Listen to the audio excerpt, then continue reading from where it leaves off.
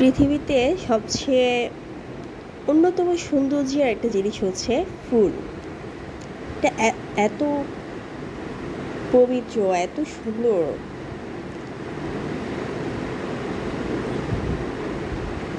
ফুল গাছ কার না ভালো লাগে।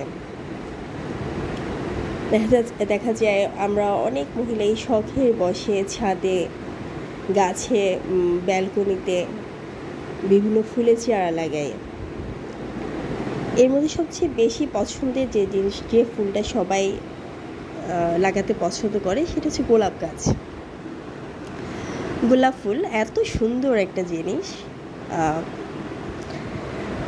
যেটা দেখলেই ভালো লাগে। এত সুন্দর, প্রতিটা ফুলই খুবই ভালো লাগে। তার মাঝে গোলাপটা কিন্তু খুবই সুন্দর।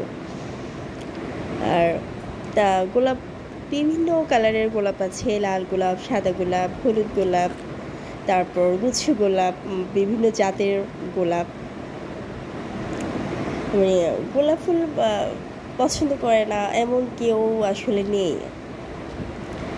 তো এই গোলাপ গাছ চাষের জন্য যেটা প্রয়োজন হয়, ছোট সাইজের একটা টব, খুব বেশি ছোট না কিন্তু, যেটা গাছের কতটুকু বড় হতে পারবে ওটার উপর ডিপেন্ড করে একটা গাছে গোলাপ গাছ রোপণ করা যায়।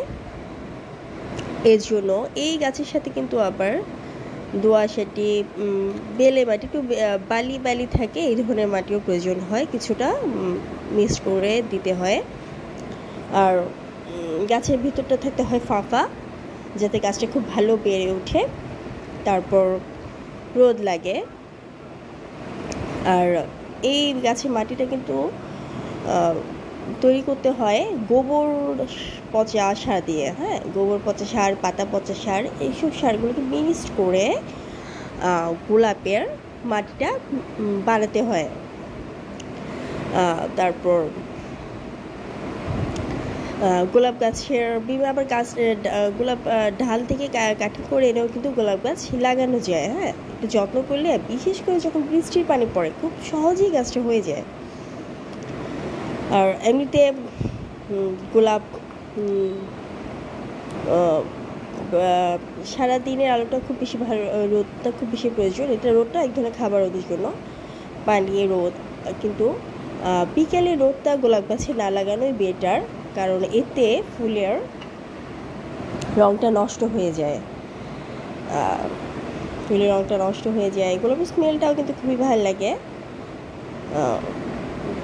সবাই ভালো থাকবেন। আমার খুব পছন্দের গোলাপ।